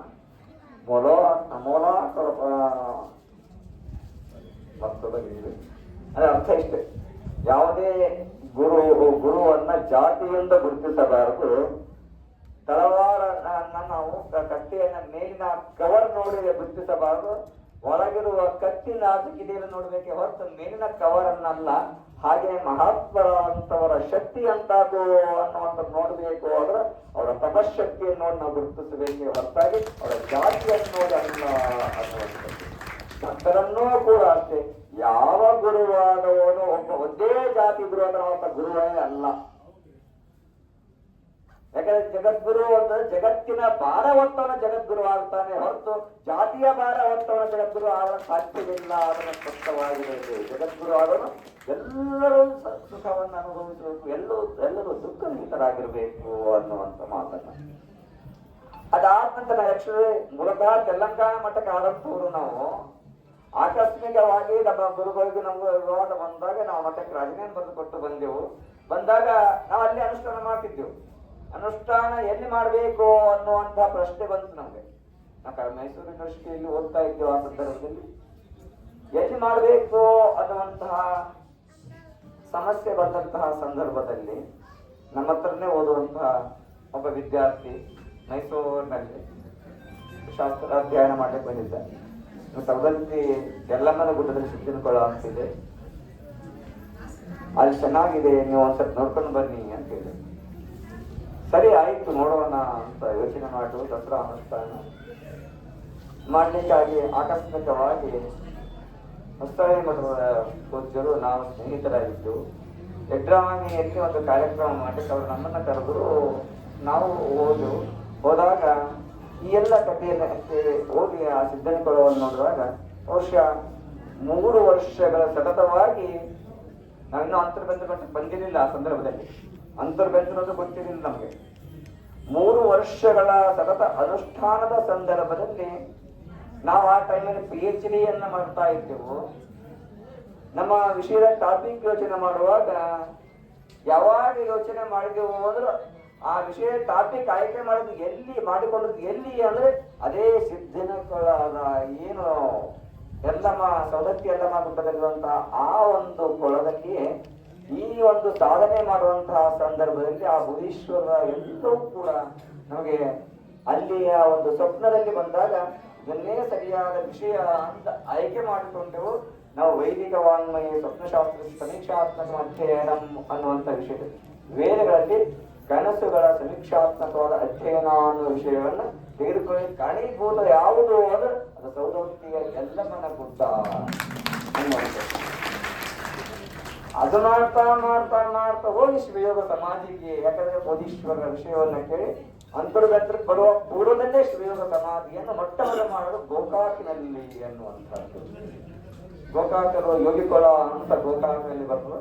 ಮೊಟ್ಟಮೊದಲ ಶಿವಯೋಗ ಸಮಾಧಿ ಮಾಡೋದು ಗೋಕಾಕ್ ಕರ್ನಾಟಕದಲ್ಲಿ. ನಂತರ ಬೇರೆ ಬೇರೆ ಜಾಗದಲ್ಲಿ ಆದವು. ಇದಕ್ಕೆಲ್ಲ ಕಾರಣ ಏನು ಅಂದ್ರೆ ಬುಧೀಶ್ವರರ ಸಾಧನೆ ಮಾಡಿದಂತ ಒಂದು ಸ್ಥಾನ ಇತ್ತಲ್ಲ, ನನಗೆ ಗೊತ್ತಿರಲಿಲ್ಲ. ಅವರು ಅದೇ ಜಾಗ ತಪಸ್ಸು ಮಾಡಿದ್ದಾರೆ ಅನ್ನುವಂಥದ್ದು ನನಗೆ ಗೊತ್ತಿರಲಿಲ್ಲ. ನಾವು ಆಕಸ್ಮಿಕವಾಗಿ ಅನುಷ್ಠಾನ ಮಾಡ್ಲಿಕ್ಕೆ ಹೋದಂಥವರು ಅವರು ಮಾಡಿದಂತಹ ಶಕ್ತಿ ಇಷ್ಟರವರೆಗೆ ನಮ್ಮ ಹೇಳ್ಕೊಂಡು 775 ವರ್ಷಗಳ ಪರ್ಯಂತ ಕ್ರಿಯೆಯ ಸಾಧನೆಯನ್ನ ಮಾಡಿದಂತಹ ಮಹಾನ್ ಪುರುಷರ ಯೋಗಿಯ ಇರಲು ಆ ಸಂದರ್ಭದಲ್ಲಿ ಅವರಿಗೆ ಎಷ್ಟು ಅಯೋಗ್ಯದಲ್ಲಿ ಅಲ್ಲಿಯ ಒಡ್ಡರು. ಆದರೆ ವಿಶೇಷವಾಗಿ ನಾವು ಹೇಳ್ಬೇಕಾದ್ರೆ ನಮಗೆ ಯಾರು ಅಲ್ಲಿ ನಮ್ಗೆ ಅನುಷ್ಠಾನಕ್ಕೆ ವ್ಯವಸ್ಥೆ ಮಾಡಿದ್ರು ಅಂದ್ರೆ ಅಲ್ಲಿ ಸಿದ್ಧನಿಕೋದಲ್ಲಿ ಅನುಷ್ಠಾನ ಮಾಡಲಿಕ್ಕೆ ಯರಗಟ್ಟಿಯ ಮಾಡವಲಿಗೇರಿಯ ಮಾತನಾಡ ಕಡೆ ಕೆಲವು ಹಳ್ಳಿಗಳಿದಾವೆ. ಆ ಹಳ್ಳಿಯ ಜನ ಬಹುಶಃ ಅಲ್ಲಿರೋರೆಲ್ಲರೂ ಜಾಸ್ತಿ ನಮ್ಮ ಇವರು ಕೂಡ ಕುರುಬ ಜನಾಂಗ ಅಂತ ಹೇಳಿದ್ರು. ಇದೇ ಜನಾಂಗದವರು ನಮ್ಮ ಅನುಷ್ಠಾನದ ವ್ಯವಸ್ಥೆಯನ್ನು ಮಾಡಿದ್ದಾರೆ ಅನ್ನುವಂಥ ಇವತ್ತು ಎತ್ತಿ ಹೇಳ್ತಾ ಇದೆ. ಯಾಕಂದ್ರೆ ಎಲ್ಲ ನಿಂತು ವ್ಯವಸ್ಥೆಯನ್ನ 3 ವರ್ಷವನ್ನ ಅಲ್ಲಿ ಮಾಡಿಸಿದ್ರು. ಯರಗಟ್ಟಿಯನ್ನು ಕೂಡ 3 ವರ್ಷ, 6 ವರ್ಷದ ಅನುಷ್ಠಾನಗಳು ಎಲ್ಲರೂ ಕೂಡ ಮಾಡಿದ್ರು. ಯಾರು ಅದರ ಕುರುಬ ಜನಾಂಗದವರೇ ವಾಸ್ತವವಾಗಿ. ಅಲ್ಲಿ ಮಾಡಮಣಿಗೇರಿ, ಯರಗಟ್ಟೆ ಅವೆಲ್ಲರೂ ಕೂಡ 6 ವರ್ಷಗಳ ಪರ್ಯಂತ ಸತತವಾಗಿ ಸಂಪೂರ್ಣ ಜವಾಬ್ದಾರಿಯನ್ನು ಹೊತ್ತು ಅದು ವಾಸ್ತವವಾಗಿ ಕುರುಹು ಅಥವಾ ಶಬ್ದ ಇಷ್ಟಲಿಂಗವನ್ನ ಭಕ್ತವರಿಗೆ ಸಿಕ್ಕಿರೋದು ಕುರುಬರಿಗೆ ಅಂತ. ಅವರು ಇಷ್ಟಲಿಂಗ ಪೂಜೆ ಮಾಡುವಂತ ಪದ್ಧತಿ ಇತ್ತು. ಬರ್ತಾ ಬಿತ್ತೋಯ್ತು. ಅವ್ರು ಯಾರು ಅಲ್ಲ ವೀರಶೈವ ಸಿದ್ಧಾಂತಕ್ಕೆ ಹೊಂದಿಕೊಂಡು ಹೋದಂತಹ ಜನಾಂಗ ಅನ್ನುವಂಥದ್ದು. ನಂತರ ಕೆಲವು ಸಂದರ್ಭದಲ್ಲಿ ಈ ನಮ್ಮರು ಲಿಂಗಾಯತರು ಎಷ್ಟು ಜನ ಲಿಂಗ ಆಗ್ತಾ ಇದ್ದಾರೆ ಆಗ್ತಾ ಇದ್ದೀರ ಕೂಟಾಯತರು ಜಾಸ್ತಿ ಜನ ಆಗಿರೋದು. ಹಾಗೆ ಬರ್ತಾ ಬರ್ತಾ ಕಡಿಮೆ ಆಗ್ತಾ ಬಂತು. ಈ ನಿಟ್ಟಿನಲ್ಲಿ ಇಲ್ಲಿ ಯಾವುದೇ ಸೈದ್ಧಾಂತಿಕ ವ್ಯತ್ಯಾಸ ಇರಬಹುದು. ಧರ್ಮ ಅನ್ನುವಂತ ಇದೆ, ಧಾರಣ ಪೋಷಣೆಯೋ, ಧರಿಸು ಪೋಷಿಸು ಎನ್ನುವ ಅರ್ಥವೇ ಧರ್ಮವನ್ನ. ನೀವು ಯಾವ ಸಿದ್ಧಾಂತವನ್ನು ಧರಿಸುತ್ತೀಯೋ ಯಾವುದನ್ನ ಪೋಷಿಸ್ತೀಯೋ ಅದು ಧರ್ಮವಾಗುತ್ತದೆ. ಹೊರತಾಗಿ ನಾವಿವತ್ತು ಆ ಧರ್ಮದ ಹೆಸರು ಜಗಳ ಆಗಿ ಧರ್ಮವನ್ನ ಅಧರ್ಮವಾಗುತ್ತದೆ. ಧರ್ಮದ ಹೆಸರಿನಲ್ಲಿ ನೀವು ಏನಾದ್ರೂ ಜಗಳವಾಡ್ತೀರಿ ಅಂತ ಆದರೆ ಅದು ಅಧರ್ಮವಾಗುತ್ತೆ, ಯಾವತ್ತು ಧರ್ಮವಾಗುವುದಿಲ್ಲ.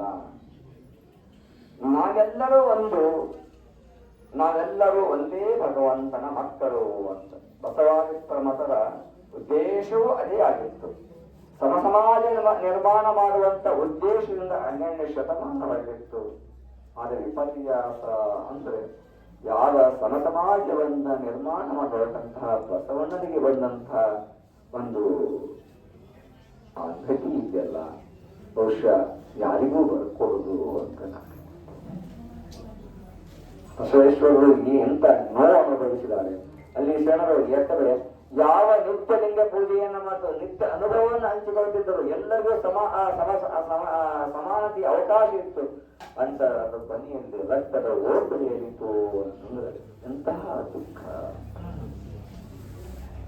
ನಮಗೆ ಕೇವಲ 75 ಗಂಟೆಗಳ ಕಾಲ 75 ಗಂಟೆಗಳ ಕಾಲ 33 ದಿವಸ ಶಿವಯೋಗ ಸಮಾಧಿ ಮಾಡಿ ಏನೋ ಸ್ವಲ್ಪ ತೊಂದರೆಯಾಗಿತ್ತು.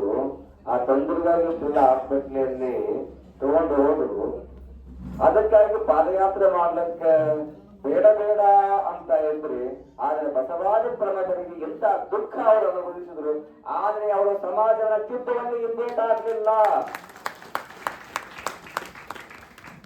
ನನ್ನ ಬಂದಂತ ಎಲ್ಲರಿಗೂ ಬಹುಶಃ ಅಂತರ್ಗತದಲ್ಲಿ ಬಹಳ ಕೆಲವರು ಹಿಂದಾಗಿದ್ದಾರೆ. ನಾವೆಲ್ಲ ಬೀಳ್ಬೇಕಾಗಿ, ಯಾಕಂದ್ರೆ ನೀವು ನಮ್ಮ ಸಂಕಲ್ಪ ಭಂಗ ಮಾಡ್ತಾ ಇದ್ದೀರಿ ಅನ್ನೋ ದೃಷ್ಟಿಯಿಂದ. ನಮ್ಮ ಸಂಕಲ್ಪ ಭಂಗ ಮಾಡ್ತಾ ಇದ್ದೀರಿ, ಏನೂ ಆಗ್ತಿರ್ಲಿಲ್ಲ. 1-2 ವರ್ಷ ಸ್ವಲ್ಪ ಬೇಗ ಸಮಾಜದ ಹೊರಗೆ ಬಂದಿರೋ ನೀವು ಹೆಂಗೆ ಬಿಡ್ಕೊಂಡು ಬಂದಿರಲ್ಲ, ಹಿಡ್ಕೊಂಡು ಬಂದ್ರು ನಾವು ಚಂದ್ರಬಸವನ ಮುಟ್ಟಗಳಿಗೆ ಹುಷಾರಾಗಿದ್ದೆವು. ಬಹುಶಃ ಆ ಸ್ಥೈರ್ಯವನ್ನ ಯಾರು ಮಾಡಿಲ್ಲ. ಆದ್ರೂ ಕೂಡ ನಾವು ಜಿಲ್ಲಾ ಆಸ್ಪತ್ರೆಗಾಗಲಿ ಅಥವಾ ನಮ್ಮ ದೇಶೀಯರು ಚುನಾವಣೆ, ಯಾಕಂದ್ರೆ ಅವರ ಪ್ರಯತ್ನ, ಯಾಕಂದ್ರೆ ಯಡ್ರಾಮಿಯಲ್ಲಿ ಬುಧೀಶ್ವರ ಮಾಡಿದಂತಹ ಸಂದರ್ಭದಲ್ಲಿ ಯಡ್ರಾಮಿಯ ಏನು ಅವರು ಒಡ್ಡರಿದಾರಲ್ಲ ತಗೊಂಡೋಗಿ ಅವರು ಸೇವಾ ಮಾಡಿದ್ರೆ 1 ತಿಂಗಳ ನಂತರ ಅವ್ರು ಯಾರಿಗೂ ಸಿಕ್ಕೇ ಇಲ್ಲ. ಅಲ್ಲಿ ಅವರು ಏನೋ ಮಾಡ್ತಿಲ್ಲ, ಕಾಲು ಉಚ್ಚದು, ಕೈ ಉಚ್ಚದು, ಯಾಕಂದ್ರೆ ಇಲ್ಲಿಯೂ ಮಾಡಿದಾರೆ, ನಮಗಲ್ಲ ಎಲ್ಲ ಮಾಡಿದ್ದಾರೆ. ಅವರು 1 ತಿಂಗಳ ಪರ್ಯಂತ ಮಾಡಿದರು ಅಂತ ಯಡ್ರಾಮಿ ಅವರು 1 ತಿಂಗಳ ಪರ್ಯಂತ ಮಾಡಿದರು. ಕೇವಲ ಜೇನುತುಪ್ಪ ಇತ್ಯಾದಿಗಳ ಆಹಾರವನ್ನು ಒಳಗೆ ಆಗ್ತಾ ಸಹಜ, ಯಾಕಂದ್ರೆ ಕೂತಾಗ ಹಾಕುವಂಥದ್ದು ಸಹಜ.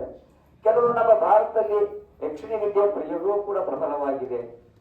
ಅವುಗಳು ಕೂಡ ಮಾಡುವಂತ ಇರ್ತಾರೆ, ಅದ್ರ ಬಗ್ಗೆ ಹೇಳುವ ಅವಶ್ಯಕತೆ ಇಲ್ಲ, ಬಾಲ್ಯದ ಅನುಭವ ಕೂಡ ಆಗಿರ್ತದೆ.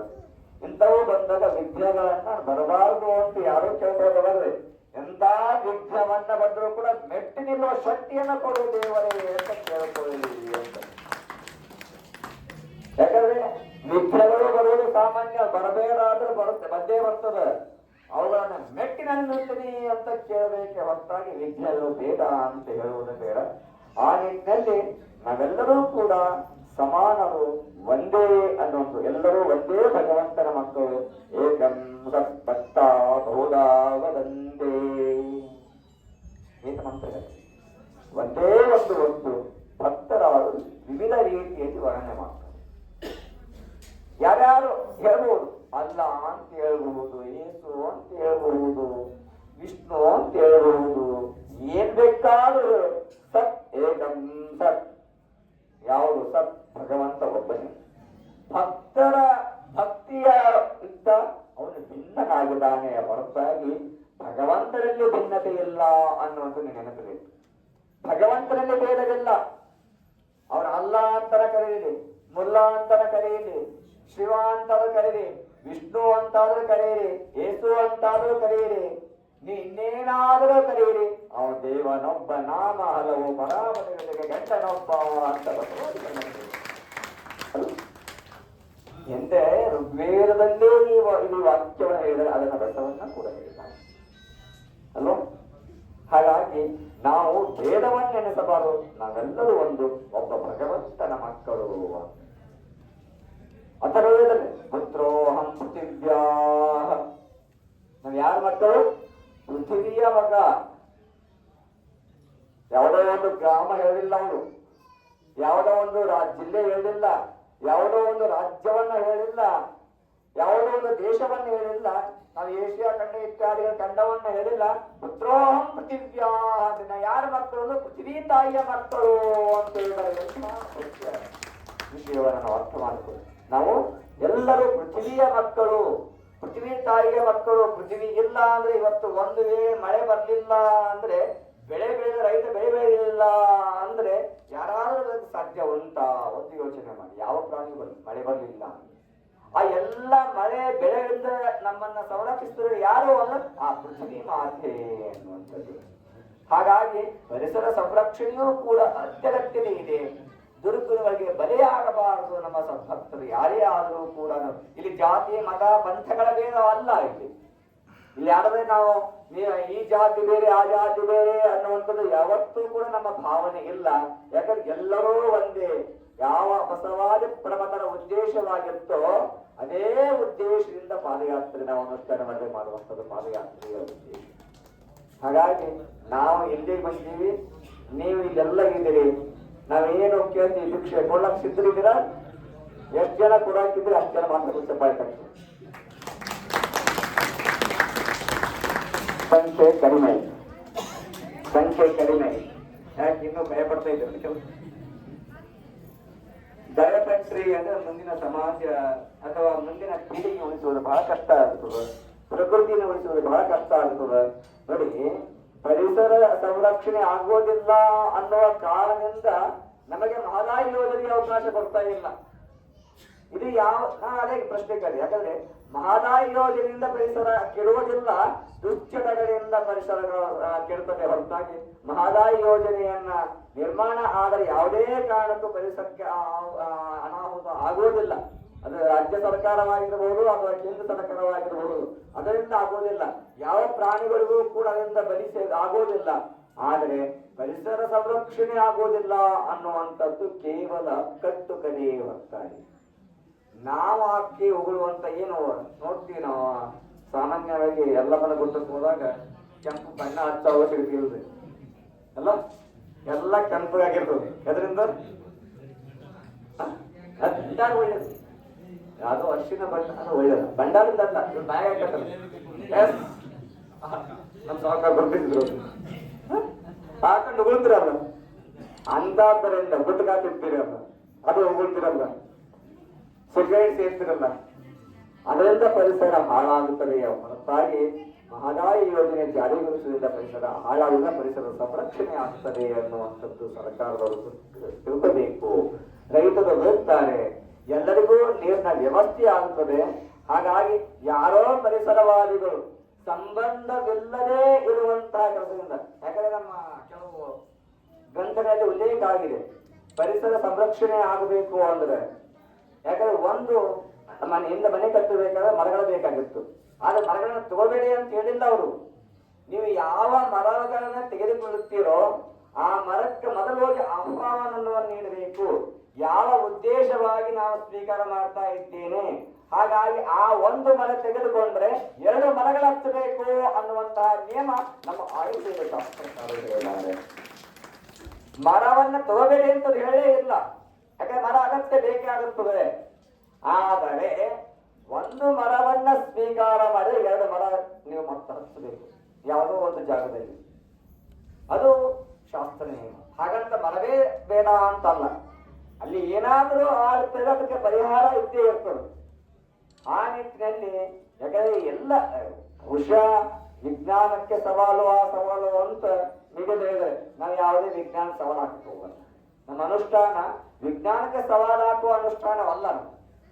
ಇಡೀ ಜಗತ್ತಿನ ಎಲ್ಲ ಜನರಿಗೂ ಒಳಿತನ್ನ ಬಯಸಿ ಮಾಡುವಂತ ಅನುಷ್ಠಾನ ಹೊರತು ಅವರಿಗೆ ಸವಾಲಾಕಿ ಇವರಿಗೆ ಸವಾಲಾಕಿ ಅನುಷ್ಠಾನ ನಾವು ಮಾಡೋದಿಲ್ಲ ಅನ್ನೋದು ಸ್ಪಷ್ಟವಾಗಿ ನಾವು ಹೇಳ್ತೀವಿ. ಯಾಕಂದ್ರೆ ಮಾಧ್ಯಮದಲ್ಲಿ ಕೆಲವರು ಎಲ್ಲ ಹೇಳ್ತಾರೆ ವಿಜ್ಞಾನಕ್ಕೆ ಸವಾಲು ಯೋಗ ಆಲ್ಸೋ ಸೈನ್ಸ್. ಯೋಗ ಒಂದು ವಿಜ್ಞಾನ ಹೊರತಾಗಿ ಅದಕ್ಕೆ ವಿಜ್ಞಾನಕ್ಕೆ ಸವಾಲನ್ನು ಹೇಗೆ ಹೇಳಕ್ಕಾಗುತ್ತದೆ? ಅದು ಬಹಳ ರಾಂಗ್ ಇನ್ಫಾರ್ಮೇಶನ್ ಕೊಡ್ತಾ ಇದ್ದಾರೆ, ಸಂದೇಶವನ್ನ ಬಹಳ ತಪ್ಪು ಸಂದೇಶ ಕೊಡ್ತಾ ಇದ್ದಾರೆ. ವಿಜ್ಞಾನಕ್ಕೆ ಸವಾಲು ಹಾಕಿದಾಗ ಏನೇನೋ ಬರೀತಾ ಇದ್ದಾರೆ. ಇನ್ನು ಯಾರೊಬ್ರು ಪುಸ್ತಕ ಬರ್ತೀನಿ ಅಂತ ಬಂದ್ರು, ಖಂಡಿತ ಆ ಹೆಸರನ್ನ ಬರಿಬೇಡಿ ಅಂತ. ನಾವು ಯಾವ ವಿಜ್ಞಾನ, ಯಾಕೆ ನಾವು ಒಬ್ಬ PhD ಮಾಡಿದಂತಹ ಒಬ್ಬ ವಿದ್ಯಾರ್ಥಿ, PhD ಆಗಿದೆ, ಡಾಕ್ಟರೇಟ್ ಪದವಿಯೂ ಕೂಡ ಪಡೆದಿದ್ದೀವಿ. ಹಾಗಾಗಿ ವಿಜ್ಞಾನಕ್ಕೆ ಸವಾಲು ಅನ್ನೋ ಪದವನ್ನೇ ಬಳಸಬೇಡಿ ಅನ್ನೋ ಯಾವತ್ತೂ ಹೇಳ್ತಾ ಬರ್ತೀವಿ, ಇವತ್ತು ಕೂಡ ಹೇಳ್ತೀವಿ. ಯಾಕಂದ್ರೆ ವಿಜ್ಞಾನಕ್ಕೆ ನಾವು ಸವಾಲು ಹಾಕುವುದಿಲ್ಲ, ಜಗತ್ತಿಗೆ ಒಳಿತನ್ನ ಮಾಡುವುದಷ್ಟೇ ಅಂತ ಯಾರಿಗಾದ್ರೂ ಕೂಡ ನಾವು ಸವಾಲು ಹಾಕ್ತೀವಿ. ಹಾಗೆ ಯಾರಿಗೂ ಸವಾಲು ಹಾಕಿ ಅನ್ನೋದು ತಪ್ಪು ಸಂದೇಶ. ಅಂತ ತಪ್ಪು ಸಂದೇಶವನ್ನ ಯಾವ ಮಾಧ್ಯಮದಲ್ಲೂ ಕೂಡ ಕೊಡಬೇಡಿ. ನಾವು ವಿಜ್ಞಾನಕ್ಕೆ ಸವಾಲು ಹಾಕುವುದಿಲ್ಲ, ಯಾಕಂದ್ರೆ ವಿಜ್ಞಾನಕ್ಕೆ ಯಾವತ್ತೂ ಸವಾಲಾದ್ರೆ ಇದನ್ನೂ ಒಂದು ವಿಜ್ಞಾನ ಅಂತ ತೋರಿಸ್ತಾ ಇದ್ದೇವೆ ಸಮಾಜಕ್ಕೆ. ಯೋಗವೂ ಕೂಡ ಒಂದು ವಿಜ್ಞಾನ ಅಂತ ಹೇಳ್ತಾ ಇದ್ದೇವೆ ಹೊರತಾಗಿ ವಿಜ್ಞಾನಕ್ಕೆ ನಾವು ಸವಾಲಾಗ್ತಾ ಇಲ್ಲ. ಯೋಗದಿಂದ ಒಬ್ಬ ಮನುಷ್ಯ ಬದುಕಬಲ್ಲ ಅನ್ನೋದು ತೋರಿಸ್ತಾ ಇದ್ದೇವೆ ಹೊರತಾಗಿ ನಾವು ವಿಜ್ಞಾನಕ್ಕೆ ಸವಾಲಾಕಿ ನಾವು ಯಾವುದೇ ಏನೋ ಇದು ಮಾಡ್ತಾ ಇಲ್ಲ. ನಮ್ಮ ಎಲ್ಲ ಯೋಗಗಳ ಉದ್ದೇಶ ಲೋಕ ಕಲ್ಯಾಣವೇ ಹೊರತಾಗಿ ಯಾರಿಗೂ ಸವಾಲು ಹಾಕುವುದಲ್ಲ. ಅದನ್ನ ಸ್ಪಷ್ಟವಾಗಿ ನಾವು ಯಾರಿಗೆ ಸವಾಲು ಹಾಕುವುದಲ್ಲ. ಆ ನಿಟ್ಟಿನಲ್ಲಿ ಈ ಪಾದಯಾತ್ರೆ ಕೂಡ ಹೋಗ್ತಾ ಇರೋ ಉದ್ದೇಶವಷ್ಟೇ. ಹಾಗಾಗಿ ಆ ಸಂದರ್ಭದಲ್ಲಿ ನಾವು ಸಾಕಷ್ಟು ಜನರಿಗೆ ಈ ಪಾದಯಾತ್ರೆಯಲ್ಲಿ ಬೇಯ್ತಾ ಇರ್ತೇವೆ. ಯಾಕಂದ್ರೆ ಇಷ್ಟು ಕಾಲ 10 ದಿನಗಳ ಕಾಲ ನಮಗೆ 10-11 ದಿವಸ ಕಾಲ ಲೇಟ್ ಮಾಡಿದಕ್ಕಾಗಿ ನಮ್ಮ ಹತ್ತಿರ ಎಲ್ಲರಿಗೂ ಬೇರೆ ಅದಕ್ಕೆ ಅವರೆಲ್ಲ ಹಿಂದಾಗ್ಬಿಟ್ಟರು. ನಮ್ಮಿಂದ ಬೇಯಿಸ್ಕೊಂಡ್ರೆ ಎಲ್ಲ ಹಿಂದಾಗಿಬಿಟ್ಟಿದ್ದಾರೆ ಅಲ್ಲ. ನೈನಿಂದ ನಿತುಂ ಭವತಿ ಅಂತ 3 ಬಂದಿದ್ರು ನಮ್ಮ ಮುರುಗೇಶ್ವರಿ ಎಕ್ಲಾಸ್ಪುರ ಅವರು ಬಂದರು. ಇನ್ನು ಸ್ವಲ್ಪ ಆರೋಗ್ಯ ಸುಧಾರಣೆ ಮಾತನ್ನ ಅವರು ಕೂಡ ಹೇಳಿದ್ರು. ನಾವು ಹೇಳಿದ್ರು ಅವರಿಗೆ ಜನ ಬಾಳಿತ್ತು ಇಲ್ಲ. ಯಾಕಂದ್ರೆ ನಮ್ ಆಕ್ಚುಲಿ ಸ್ವಲ್ಪ ಸಮಾಧಿಯಿಂದ ಹೊರಗೆ ಬರೋದು ತಡವಾಗಿದೆ ಅಷ್ಟೇ. ಸಮಾಧಿಯಿಂದ ಹೊರಗೆ ಬರೋದು ತಡವಾಗಿದೆ ಕೆಲವು ವಿದ್ಯೆಗಳ ಮುಖಾಂತರ. ಅದು ಎಲ್ಲಿಲ್ಲ ಅಂದ್ರೆ ಮಹಾನೇ ದಿವಸವೇ ಪಾದಯಾತ್ರೆ ಆರಂಭವಾಗಿತ್ತು. ಆದ್ರೆ ಆ ಕಾರಣದಿಂದ ರೈತರಿಗೆ ಸ್ವಲ್ಪ ತೊಂದರೆಯಾಗಿ ನಾನು ಕ್ಷಮೆ ಕೇಳ್ತೀನಿ. ಯಾಕಂದ್ರೆ ನಮ್ಮ ಇದಕ್ಕೆ ಸಂಕಲ್ಪ ಬಂಧವಾಗಿದ್ದರಿಂದ ಪಾಪ ಕೆಲವು ರೈತರಿಗೆ ತೊಂದರೆ ಆಗಿರಬಹುದು. ಆ ರೀತಿ ಯಾರೋ ತೊಂದರೆ ಆಗಿದೆ ಅಂತ ಅನುಭವಿಸಬೇಡಿ. ಯಾಕಂದ್ರೆ ಮಳೆ ಆಗುತ್ತದೆ, ಬೆಳೆ ಬರ್ತದ, ಮಹದಾಯಿ ಯೋಜನೆಯೂ ಕೂಡ ನೆರವೇರೇ ಇರುತ್ತದೆ. ಆ ನಿಟ್ಟಿನಲ್ಲಿ ನಾವು ಪಾದಯಾತ್ರೆ ಹೊರಟಿದ್ದೇವೆ. ಹಾಗಾಗಿ ಅದು ಬಿಟ್ಟು ಮುಖ್ಯವಾಗಿ ಬೇಕಾಗಿರೋದು ಏನು ಅಂದ್ರೆ ನಿಮ್ಮ ಹತ್ರ ದುರ್ಗುಣಗಳ ನಮ್ಗೆ ಕೊಡಿ. ಇಷ್ಟೆಲ್ಲ ಆದ್ಮೇಲೆ ಬಹಳ ಜನ ದುರ್ಗುಣ ಕೊಡಿ ಅಂದಾಗ ಅದಕ್ಕೆ ಮಾತ್ರ ಚಪ್ಪಾಯಿ ತಗೊಂಡು ಗೇಟ್ ಹಾಕ್ಬೇಕಂತ ಅಲ್ಲ. ಗೊತ್ತಿರೋ ಇಲ್ಲ ನಿಮ್ಮ ಊರುಗಳಲ್ಲಿ ನಾವು ಆದಾಗ ಒಂದು ದಿವಸ ಸುಲಭವಾಗಿ ಕೇಳ್ತೀವಿ. ನಿಮ್ಮ ಊರಲ್ಲಿ ಯಾವುದೇ ಮಾಂಸಾಹಾರವಾಗಲಿ, ಕುಡಿಯೋದಾಗಲಿ, ಗುಟ್ಕ ಹಾಕೋದಾಗಲಿ, ಜಗಳ ಆಡೋದಾಗಲಿ. ಇವತ್ತು ಸೋಮವಾರ ಇದೆ, ಚನ್ನಬಸವನ ವಾರ ಇದೆ. ಇದು ಚನ್ನಬಸವನ ಪರಮಭಕ್ತರು, ನಮ್ಮ ಅವರ ಪರಮಭಕ್ತರು. ಹಾಗಾಗಿ ನಾವು ಹೋಗ್ತಾರೆ ಚನ್ನಬಸವನ ಹತ್ರ. ನಾವು ಅದನ್ನ ಮಾಡೋದಿಲ್ಲ ಅಂತ ಪ್ರತಿಜ್ಞಾಪೂರ್ವಕವಾಗಿ ಇವತ್ತು ಹೇಳ್ತೀನಿ ಅಂತ ನೀವು ಕೊಡ್ತೀರಿ ಅಂದ್ರೆ ನಾವು ಹೇಳ್ತೀವಿ ಪಾದಯಾತ್ರೆ ಬಗ್ಗೆ ಸಾರ್ಥಕ ಆಗಿದೆ ಅಂತ. ಬೇರೆ ಊರಲ್ಲಿರ್ಬೋದು ನಿಮ್ಗೆಲ್ಲರಿಗೂ ಎಲ್ಲ ಅಂತಂದ್ರೆ ಹೇಗೀಗ ಸಂಕಲ್ಪ ಭಂಗ ಆಯಿತು ಅಂತ ಎಲ್ಲರೂ ನಡೆಸಿರ್ತಾರೆ ನಮ್ಮ. ಯಾಕಂದ್ರೆ ಪಾದಯಾತ್ರೆಯಿಂದ ಭಂಗ ಮಾಡಿ ನೀವು ಆ ಕಡೆ ಸುಳ್ಳಿ ಏನೂ ಆಗ್ತಿರಲಿಲ್ಲ ನಮಗೆ ಅನ್ನೋದು ಬಹಳಷ್ಟು ಜನರನ್ನು ನಾವು ಶಿಫ್ಟ್ ಮಾಡ್ಕೊಂಡಿದ್ದೀವಿ. ಬಹುಶಃ ಅವ್ರ ತಪ್ಪೇನಿಲ್ಲ, ಅವರಲ್ಲಿ ಅವ್ರ ತಪ್ಪೇನಿಲ್ಲ. ಅವರು ಒಳ್ಳೆ ಕೆಲಸ ಮಾಡಿದ್ರೆ ವಿದ್ಯಾರ್ಥಿಗಳು ಸಾಮಾನ್ಯ. ಆ ನಿಟ್ಟಿನಲ್ಲಿ ಇವರು ಬಂದು ಕೂಡ ಹೇಳಿದ್ರು ಇನ್ನ ಸ್ವಲ್ಪ ಟೆಸ್ಟ್ ಮಾಡ್ರಿ ಅಪ್ಪ, ಯಾಕಂದ್ರೆ ನಡೆಯೋಕ್ಕಾಗಲ್ಲ ಇವತ್ತೂ ಕೂಡ. ಯಾಕಂದ್ರೆ ಇವತ್ತು 40 ಕಿಲೋಮೀಟರ್ ನಡೆದು ಬಂದಿದ್ವಿ ಅಂತ ನಮ್ಗೆ ಗೊತ್ತೇ ಆಗಿಲ್ಲ. ಯಾಕಂದ್ರೆ ಭಕ್ತರ ಮಧ್ಯದಲ್ಲಿ. ಯಾಕಂದ್ರೆ ಇನ್ನ ನಮ್ಮ ಮನಸ್ಸು ಹೃದಯ ಗಟ್ಟಿಯಾಗಿದೆ, ದೇಹ ಮಾತ್ರ ಸ್ವಲ್ಪ ವೀಕ್ ಆಗಿದೆಯಾ ಹೊರತಾಗಿ ಅದರಲ್ಲಿ ಏನೋ ಸಂಬಂಧ ಇಲ್ಲ. ಯಾಕಂದ್ರೆ ಸ್ವಲ್ಪ ಎದ್ದೆಲ್ಲ ಕಾಲಕ್ಕೆ ಇನ್ನು ಮಧ್ಯ ಕೈ ಹಿಡಿಬೇಕಾದ್ರೆ ದೇಹ ಕಂಟ್ರೋಲ್ ತಪ್ಪಿದೆ, ಸ್ವಲ್ಪ ಸಹಜ ಅದು.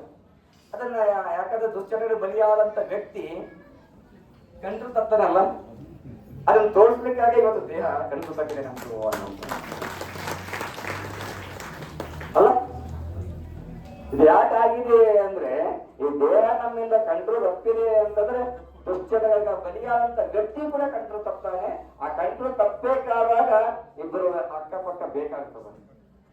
ಆ ನಿಟ್ಟಲ್ಲಿ ಇಬ್ಬರನ್ನ ಕೈ ಹಿಡ್ಕೊಂಡು ಹೋಗ್ತಾ ಇದ್ದೀವಿ. ದೇಹದ ಮೇಲಿನ ಕಂಟ್ರೋಲ್ ಹೋಗಿದೆಯಾ ಹೊರತಾಗಿ ಆತ್ಮದ ಮೇಲಿನ ಕಂಟ್ರೋಲ್ ಆಗಲಿ ಹೃದಯದ ಮೇಲಿನ ಕಂಟ್ರೋಲ್ ಆಗಲಿ ಹೋಗಿಲ್ಲ ಅನ್ನೋ ಮಾತನ್ನ ಹೇಳ್ತಾ ಹೌದು ಆಡಪ್ ಗೌಡ್ರು ಕಾಮರ್ಸ್ ಅಧ್ಯಕ್ಷರ ಬಂದ್ಬಿಟ್ರು. ಇನ್ನ ಕಾಮರ್ಸ್ ಬಗ್ಗೆ ನನಗೆ ಹೇಳೋ ಅವಶ್ಯಕತೆ ಇಲ್ಲ. ಹಾಗಾಗಿ ಎಲ್ಲ ರೀತಿಯಿಂದ ಎಲ್ಲರೂ ಕೂಡ ನೀವು ಮಾಡಿದರೆ ಅವರ ಭಕ್ತಿ ಬಹಳ ದೊಡ್ಡದಿದೆ. ನಮ್ಮ ಮುರುಗೇಶ್ ಕನ್ಫ್ಯೂಸ್ ಆಗ್ತಾ ಇದೆ. 3 ಸೆಟ್ ಬಂದರು. ಆರೋಗ್ಯ ಭಾಗ್ಯ ನೀಡಲಿ. ನಮ್ಮ ಮುರುಗೇಶ್ ಅಂತವರು ಸಮಾಜಕ್ಕೆ ಆದರ್ಶವಾಗಿ ಬೇಕಾಗಿದೆ.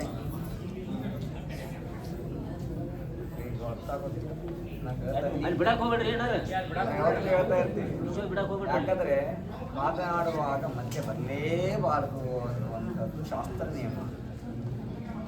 ಯಾವುದೇ ಕಾರಣಕ್ಕೂ ಮಧ್ಯೆ ಬರಬಾರ್ದು. ಬೇಕಾದ್ರೆ ಇಂದ್ರಿಂದ ತೊಂದರೆ ಇಲ್ಲ, ಆದರೆ ಮಧ್ಯೆ ಮಾತ್ರ ಬರಬಾರದು. ನಾವಿದು ಯಾವತ್ತೂ ಹೇಳ್ತಾನೆ ಬಂದಿದ್ದೀವಿ. ಯಾವುದೇ ಕಾರಣಕ್ಕೂ ಮಧ್ಯೆ ಬಂದು ನಮಸ್ಕಾರ ಮಾಡಬಾರ್ದು, ವಿಘ್ನವಾದ. ಹಾಗಾಗಿ ಅದು ಮಾಡಲೇಬಾರದು ಅನ್ನುವಂಥದ್ದು ಯಾವತ್ತೂ ಹೇಳಿದೆ. ಹಾಗಾಗಿ ತಮಗೆಲ್ಲರಿಗೂ ಕೂಡ ಒಳಿತಾಗಲಿ. ನೀವೆಲ್ಲರೂ ಕೂಡ ನಮಗೆ ಶಿಕ್ಷೆಯನ್ನು ನೀಡಿ ಏನು ಇಲ್ಲಿವರೆಗೆ ಹೇಳಿದಲ್ಲಿ ಸರಿ ಇತ್ತು ಅಂದರೆ ಅದನ್ನು ಸ್ವೀಕಾರ ಮಾಡಿ, ತಪ್ಪಿತ್ತು ಅಂದರೆ ನಾವು ಅದನ್ನು ಸ್ವೀಕಾರ ಮಾಡಿ ಚನ್ನಬಸವನಿಗೆ ಅರ್ಪಣೆ ಮಾಡಿ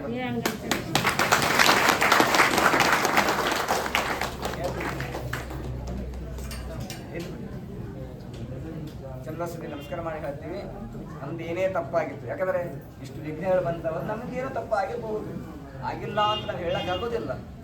ಯಾಕಂದರೆ ಆ ರೀತಿಯಾಗಿ ಆ ತಪ್ಪುಗಳನ್ನು ನನ್ನ ಮೇಲೆ ಹಾಕ್ತು. ನಮ್ಮ ರೈತರನ್ನ, ನಮ್ಮ ಜನರನ್ನ ಏನೋ ಮಾಡಬೇಡ ಚನ್ನಬಸವಣ್ಣ ಅಂತ ಅದನ್ನು ಯಾವ ಶಿಕ್ಷೆ ಕೊಟ್ಟು ತೊಂದರೆ ಇಲ್ಲ. ಆದರೆ ನಮ್ಮ ರೈತರಿಗೆ ಮತ್ತು ಏನು ನಮ್ಮ ಸಂಕಲ್ಪ ಮಾಡಿ ಮಹದಾಯಿ ಯೋಜನೆ 2 ಈಡೇರಲೇಬೇಕು ಅಂತ ಸಂಕಲ್ಪ ಮಾಡಿ ನನಗೆ ಬೇಕಾದ್ರೆ ಏನಾದರೂ ಶಿಕ್ಷೆ ಕೊಡ್ತೀನಿ, ನಾನು ಅದನ್ನು ಸ್ವೀಕಾರ ಮಾಡಬೇಕು ಸಿದ್ಧನಾಗಿದ್ದೀನಿ ಅನ್ನೋ ಮಾತನ್ನು ಹೇಳ್ತಾ ತಮ್ಮೆಲ್ಲರೂ ಸದಾ ಒಳಿತಾಗಲಿ. ನೀವೆಲ್ಲರೂ ಆದಷ್ಟು ತುಂಬ ಕೊಡ್ತೀರಿ ಇಲ್ಲ ಶಿಕ್ಷೆ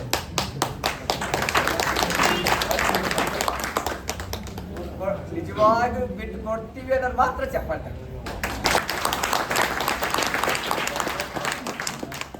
ತಟ್ಟಿವಿ ಅಂದ್ರೆ ಇನ್ನು ಬಹಳ ಜನ ತಟ್ಟಿದ್ದಾರೆ. ಸಮಾನ ಒಂದು 8-10 ಜನ ಮಾತ್ರ ತಟ್ಟಿದ್ದಾರೆ. ನೀವು ಯೋಚನೆ ಮಾಡ್ದಾಗಿದ್ದಾರೆ. ಹಾಗಾಗಿ ನೋಡಿ, ಯಾಕಂದ್ರೆ ಅಗತ್ಯ ಇದು ಈ ಮಾತನ್ನ ಮುಸ್ಲಿಂ ಜನಾಂಗ ಹೇಳಿದ್ರು ಸ್ವಲ್ಪ ಸಮಯಾವಕಾಶ ಕೂಡ ಕೇಳೋರು. ಇಲ್ಲಿ ಅಲ್ಲೂ ಕೇಳ್ತಾ ಇಲ್ಲ ಅಲ್ಲ. ಮುಸ್ಲಿಮ್ಸ್ ಜನಾಂಗ ಕೇಳಿದ್ದು ಅವರು ನನ್ನ ಸಮಯಾವಕಾಶವನ್ನ ಎಲ್ಲದಪ್ಪರ ನಾ ಈಗ ಮಾತುಕೊಡೋದಿಲ್ಲ. ಅವ್ರು ನೇರ ಹೇಳಿದ್ರು, ಅವ್ರು ಹೇಳಿ ಸಮಯಾವಕಾಶ ಕೊಡಿ ನಾವು ಪ್ರಯತ್ನ ಪಡ್ತೀವಿ. 85% ಜನ ಬಿಟ್ಟಿದ್ದಾರೆ ಅಂತ ಬರೀ. ಹಾಗಾಗಿ ಎಲ್ಲರಿಗೂ ಒಳ್ಳೆಯದಾಗಲಿ. ಆ ಭಗವಂತ ನಿಮಗೆ ಒಳಿತನ್ನ ಮಾಡಲಿ. ಇಂತಹ ಶರಣರು ಕೂಡ 12ನೇ ಶತಮಾನಕ್ಕೆ ಶರಣರು ಇದ್ರು ಅಂತೇಳಿ ಮತ್ತು ಅವರು ಶರಣರೇ ಅಂತ ಹೇಳ್ಬೇಕು. ಆ ರೀತಿಯಲ್ಲಿ ಸಾಧನೆ ಮಾಡಬೇಕು.